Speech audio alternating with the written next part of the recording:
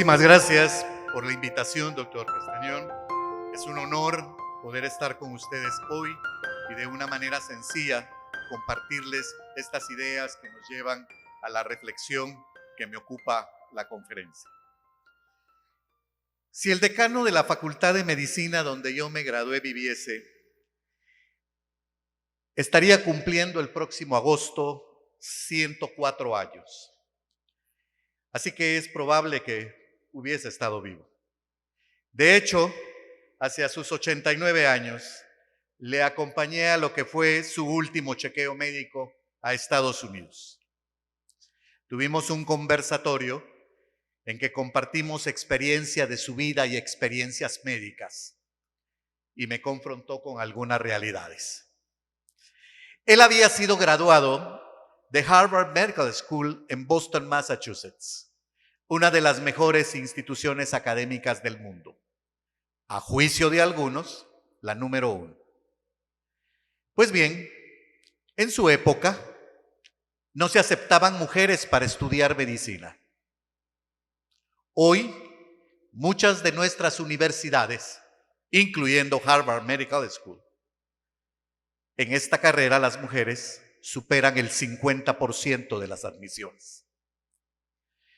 Me compartió también que al graduarse de médico, MD, Medical Doctor, no existían los antibióticos.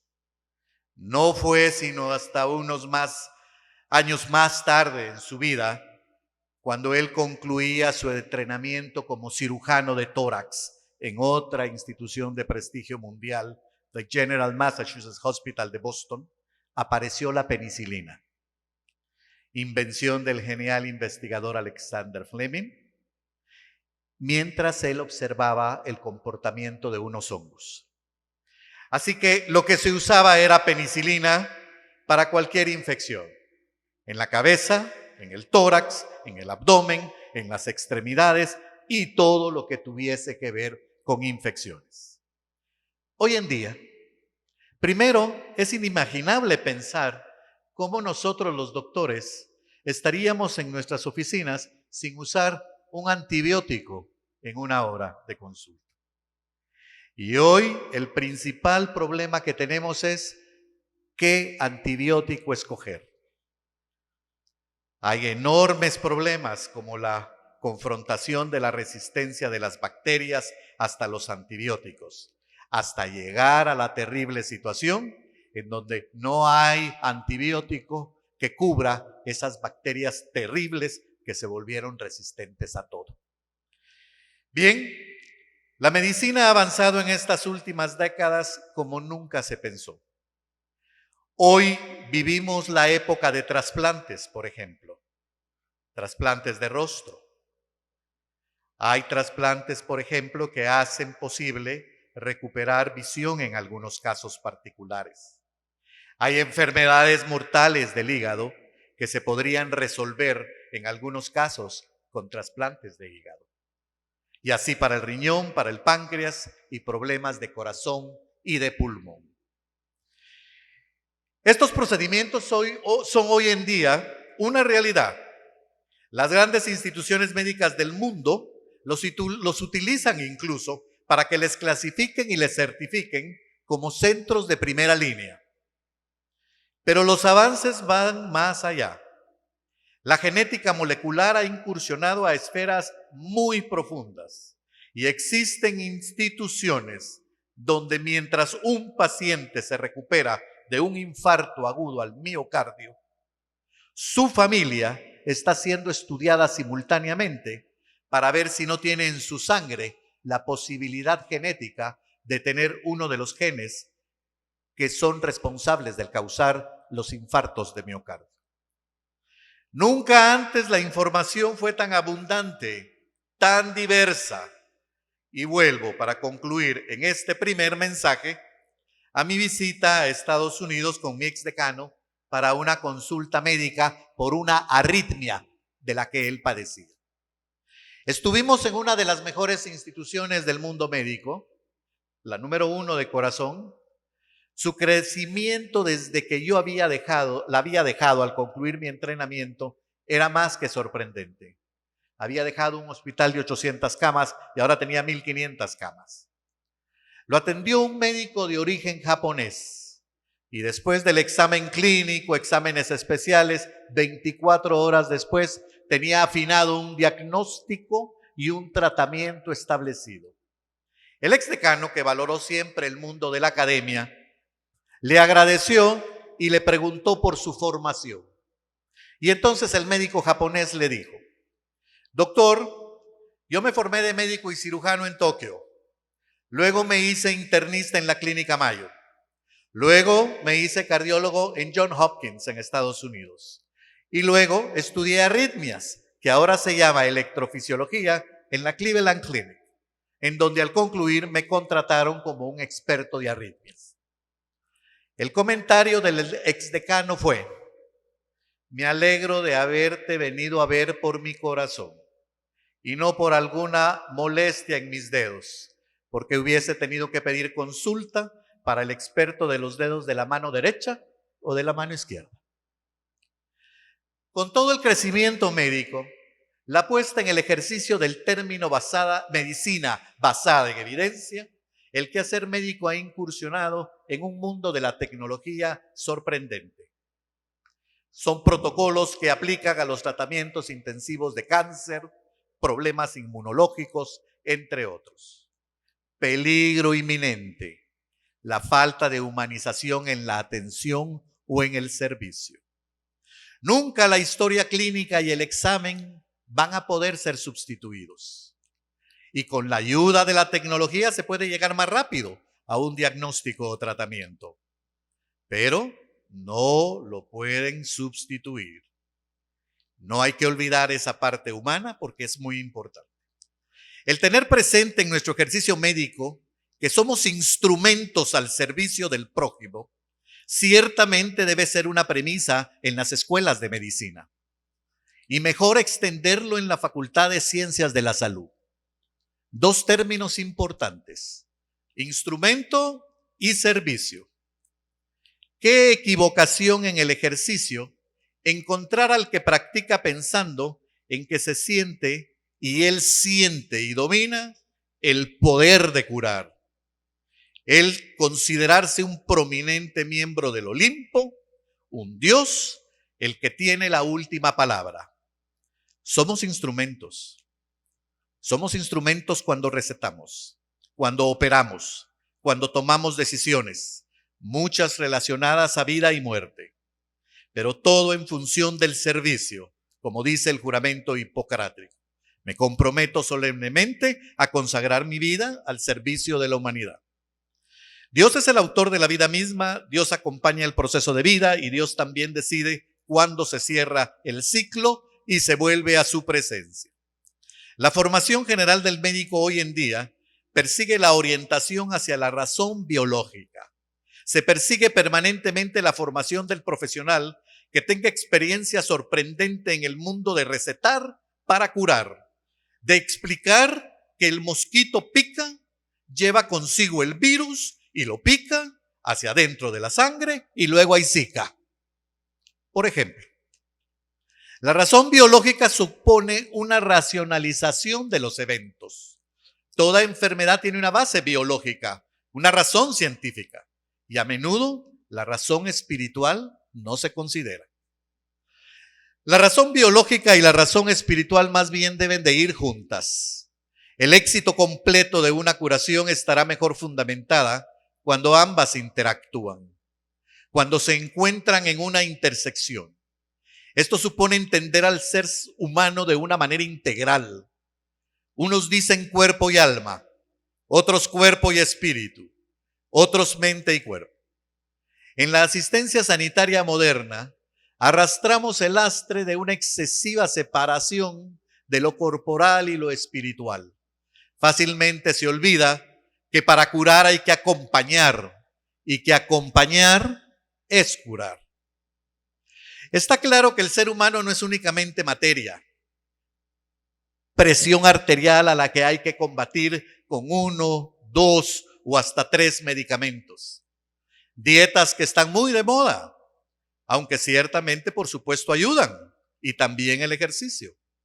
Pero al mismo tiempo, considerar que este tormento del momento que padece ese pobre paciente por estrés, por tensión, por falta de paz, por los peores momentos que esté pasando su alma en asuntos de conciencia, es en buena parte la responsable de los momentos de vasoconstricción y liberación de adrenalina y otros agentes intracelulares que son causantes de su presión arterial elevada.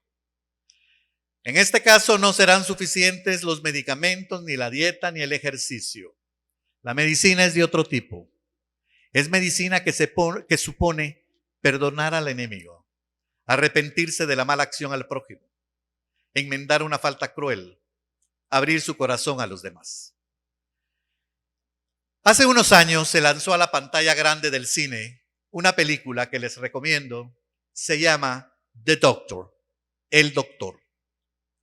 Es la presentación de un cirujano cardiotorácico, autoridad médica de un complejo hospitalario de mucho prestigio y quien escoge a quién responderle el saludo mientras entra al hospital. Un pequeñito número de personas, pero menor número de personas a quien decide él saludar cuando él hace su ingreso triunfal al hospital diariamente. Vive seguro de volver a la vida a los pacientes. Cree que es el artífice de hacer funcionar los corazones de los pacientes. Su preparación para entrar al quirófano es todo un espectáculo. Tal vez para filmarlo y agregarlo como clase a una sesión de cirugía. Junto a su sala, realiza broncoscopías un neumólogo más sencillo. Se encomienda antes de empezar sus procedimientos y aún ya con inducción de anestesia, les platica a sus pacientes y les hace saber cuándo va a empezar su procedimiento. Es merecedor de risas y de muchas burlas de parte del staff cardiovascular y de su jefe, The Doctor. Todo cambia el día en que después de toser fuerte, expectora sangre el prominente cirujano y llega al hospital y le encuentran un nódulo de cáncer en la cuerda vocal. Llega a buscar atención y empieza entonces su nuevo aprendizaje, su nueva carrera hacia el humanismo, teniendo como catedrática a nadie mejor que la jefa de enfermeras de radioterapia, quien en un día en plena acción en su sala de espera, lo invita a que se vaya a la cola y espere su turno para ser atendido. Porque ahí, en esa sala, él es uno más de los que está llegando a su tratamiento de cáncer. Desganados, débiles, algunos muriéndose, pero con esperanza de aliviarse, con esperanza de curarse. Y después de muchos fracasos y frustraciones en su caminar, en busca de la cura del cáncer, decide cancelar a todos sus médicos que él originalmente había buscado, sus amigos, sus iguales, y va a solicitar una consulta con cita a la clínica del neumólogo que le considera un verdadero instrumento al servicio de los demás. Con una consulta muy numerosa, este neumólogo, como era de esperarse, con mucho gusto le pide un poquito de paciencia, pero le promete que lo va a atender. Claro, para ese momento el cirujano ya cambió. Su razón biológica ya no es la única que prevalece. Ahora está consciente él y ha empezado a incorporar la razón espiritual. Existe evidencia de que quien se pone en presencia de Dios en su interactuar médico, sus resultados son muy satisfactorios. Desde que el paciente siente la parte humana en el primer contacto con su doctor, el recorrido es más amigable en el camino hacia el diagnóstico y el tratamiento. La paz interior en el paciente es indispensable para entender los procesos de las enfermedades, particularmente aquellas de mal pronóstico. Esto es importante sobre todo en la toma de decisiones mayores. El impacto de la razón biológica de un cáncer tiene menor repercusión cuando el paciente recibe la razón biológica e espiritual. Juntas permiten la comprensión mejor del suceso, permite la aceptación con mejor entendimiento y promueve una actitud positiva que redunda en que su sistema inmunológico reaccione positivamente al tratamiento. No se habla a menudo de estos temas porque nuevamente el tipo de formación en la academia no da espacio para que se incluya en los pensums, los pensa de estudios, estos temas. Pero tengan seguridad que la observación diaria apunta a que si hiciesen estudios, se tendrían resultados muy interesantes que nos obligarían a incursionar a este fascinante mundo de la espiritualidad, llamado hoy en día por la psicología inteligencia espiritual. La paz que deja al paciente el recibir el sacramento de la unción de enfermos fortalece a los pacientes a salir adelante. La paz del alma prepara la parte física para lo que viene. Una cirugía, un procedimiento, una quimioterapia, otro tratamiento. Científicos rusos han descubierto y demostrado el mecanismo material de fenómenos divinos. Una oración es un medicamento poderosísimo, afirma Valery Slezin, jefe de laboratorio de neurofisiología del Instituto de Investigación y Desarrollo Psiconeurológico Betrev de San Petersburgo. La oración, dice, no solo regula todos los procesos del organismo humano, sino que también repara la estructura de conciencia más afectada. El profesor Slezin hizo algo que resulta difícil de creer.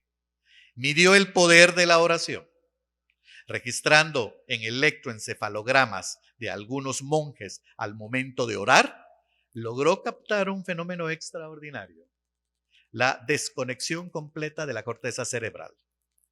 Este estado se observa en bebés de 3 meses, cuando sienten la cercanía de su mamá, provocándoles una sensación de seguridad completa. A medida que la persona crece, tal sensación desaparece. La actividad cerebral crece y el ritmo de las biocorrientes cerebrales se muestra raramente en horas de sueño profundo o al orar, como lo ha demostrado este científico mencionado. Valery Slezin ha llamado tal estado desconocido leve vigilia al orar y ha demostrado que tiene una importancia vital para cada persona. Es un hecho sabido que las enfermedades son provocadas también por situaciones graves y sucesos que nos quedan grabados en la mente. Al orar, sin embargo, las preocupaciones quedan en un plano secundario e incluso pueden desaparecer. De esta manera se hace posible el restablecimiento psíquico, moral y físico. Los oficios de la Iglesia tienen un importante rol en la recuperación de la salud. La ingeniera y electrofísica Angelina Malobotskaya, del Laboratorio de Tecnología Médica y Biológica, ha dirigido numerosos estudios para medir las diferencias en la salud de las personas antes y después de asistir a algún oficio religioso. Los resultados han demostrado que participar de los servicios litúrgicos hace que se normalice una presión sanguínea, por ejemplo, y determinados valores medibles también en la sangre. Parece ser que las oraciones pueden incluso neutralizar radiaciones. Se sabe que después de la explosión de Chernobyl, los instrumentos para medir la radiación demostraron valores que llegaban a sobrepasar límites cuantificables. Sin embargo, en el área donde se encuentra la iglesia del Arcángel Miguel, a 4 kilómetros de los reactores, el valor de la radiación se mantenía normal. Los científicos de San Petersburgo han confirmado también, basándose en distintos experimentos efectuados, que el agua bendita, señal de la cruz, e incluso el repique de campanas, puede tener propiedades sanadoras. Por eso es que en Rusia siempre replican campanas en épocas de epidemias. La frecuencia emitida por las campanas podría eliminar agentes que provocan enfermedades como gripe, hepatitis o tifus. Las proteínas de los virus parecieran volverse incapaces de portar tales infecciones, de acuerdo a algunos científicos del área. Esto es el poder maravilloso de la oración. Cuando concluí mis estudios de medicina, la muerte precisamente no estaba en mi diccionario personal. Y cuando seleccioné mi subespecialidad de hacerme intensivista o médico de cuidados críticos, no lo terminaba de asimilar. Mi principal concepto era sobre la vida. De hecho, por supuesto que lo sigue siendo, pero en el contexto de situaciones vida o muerte. Empecé a mirar hacia esa etapa final del ser humano, por supuesto del punto de vista médico. Y a través de los años, el encuentro entre la razón biológica y la razón espiritual se han hecho cada vez más visibles. Hace 11 meses, tuve a un paciente amigo mío, a quien se le recogía en un helicóptero al haberlo encontrado inconsciente, hemipléjico, que quiere decir paralizado de toda una parte de su cuerpo.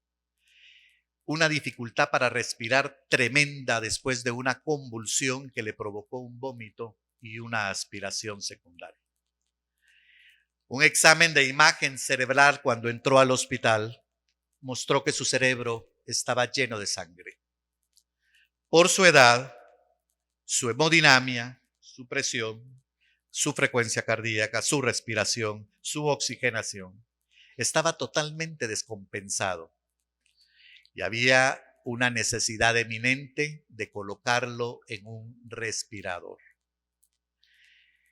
Su pronóstico era terrible y mejor reuní a su familia para decirle lo que eventualmente sucedería en las siguientes horas. Nada bueno, por experiencias, por estadísticas, por el curso natural de este tipo de enfermedades, por la naturaleza de la emergencia y por muchos otros agravantes. Él, un buen hombre, nunca se pronunció o se ha pronunciado en favor de practicar alguna religión en particular, pero creció católico y tremendamente respetuoso de un ser supremo. Un hombre bueno, bueno con su prójimo. Su madre, una mujer de fe, piadosa, igualmente buena persona, recibió la noticia y después de asimilar lo que podía, su preocupación inmediata fue asistir a su hijo espiritualmente.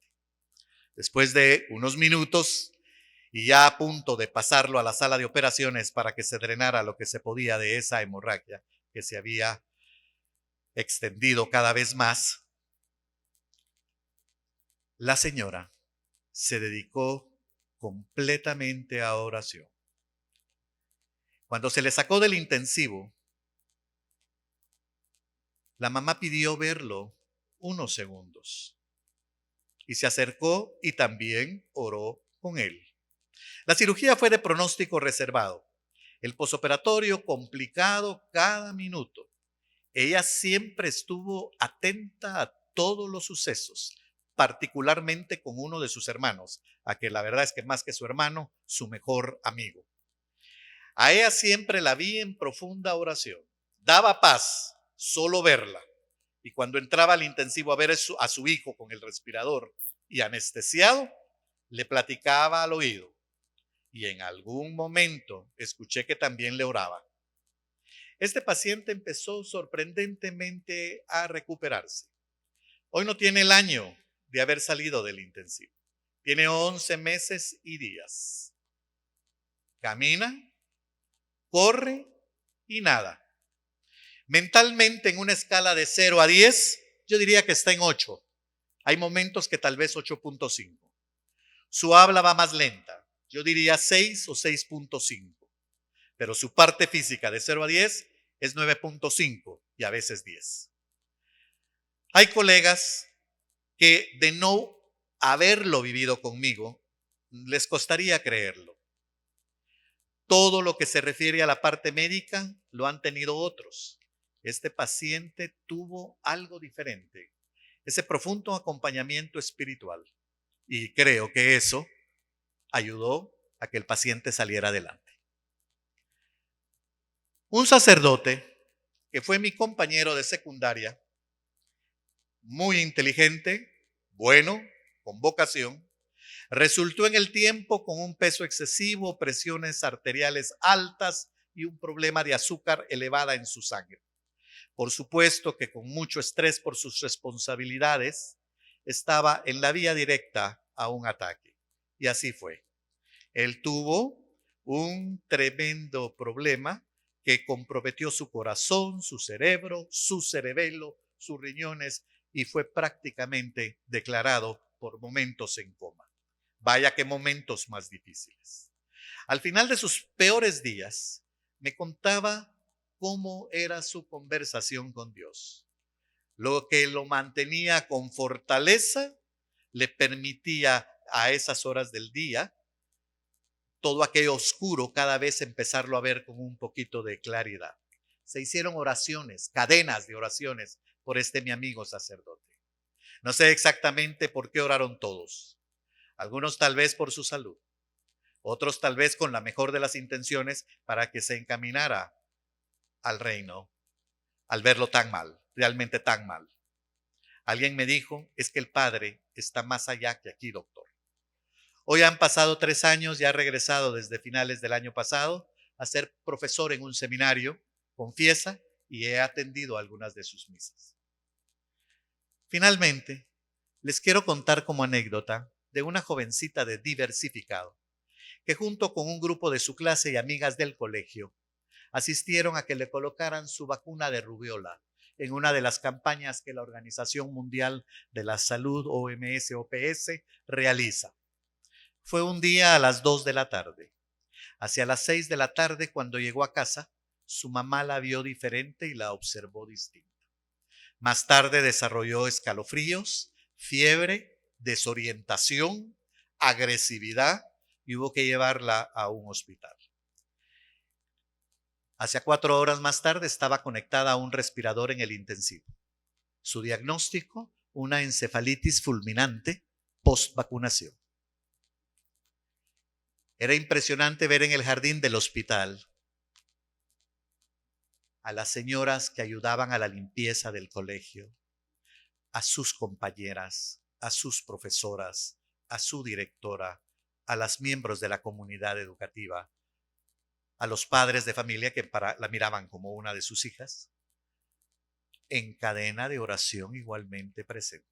Y daba pena llamar a la mamá un poquito para contarle cómo iba la situación, por aquella integración y profundidad con la que pedían a Dios por la vida de ella. Bueno, esta señorita hoy es una psicóloga prominente que ayuda a niños en un colegio acá en la ciudad de Guatemala. No tiene una sola secuela. Y cuando tenemos chance de platicarle, antes de preguntarle dice, no, y tampoco me duele la cabeza. Estos son algunos ejemplos que ilustran nuestro tema, que lo llevan de palabras a la práctica y que lo quise presentar a manera de anecdotario para ustedes. Estando casi a punto de concluir esta presentación, recibí la llamada de un querido colega que está por acá sentado. Él es un especialista del mundo médico. Es un buen hombre, es un buen médico, buen hijo, buen esposo, buen papá. Y un día nos encontramos en una situación muy difícil y complicada en la emergencia de nuestro hospital. Pero él no llegaba a ver ninguna consulta. Estaba entrando como un paciente con una afección muy grave, un infarto severo que puso en riesgo su vida, al punto que estuvimos a punto de perder al doctor. Sí, así fue. Un hombre de ciencia, un hombre que aplica la razón biológica en su trabajo diario, estaba confrontando la muerte misma.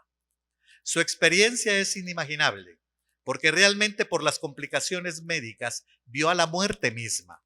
Tuvo la experiencia de irse. Así probablemente se van todos. Pero él volvió. La explicación está en la razón espiritual. Escribió su vivencia, que es apasionado, y también invita a reflexionar y nuevamente a encontrar este punto en que se unen ambas razones, biológica y espiritual, en un libro que les invito a que lo lean. En nuestro diario quehacer debemos tener presente que ambas razones son una al final. Pongámoslo de esta forma. No puede estar la una sin la otra. El ejercicio de la medicina supone y reclama en estos días más sentido humano. Hay queja que se ha perdido. ¿Será tal vez porque nos ocupamos de la razón biológica? ¿Será que hace falta incluir más a la razón espiritual? Es parte de nuestra obligación a los que enseñamos y formamos a los médicos y profesionales de la salud hacer ver esta integración biológica y espiritual que nos hará, en todo caso, mejores servidores. Muchas gracias.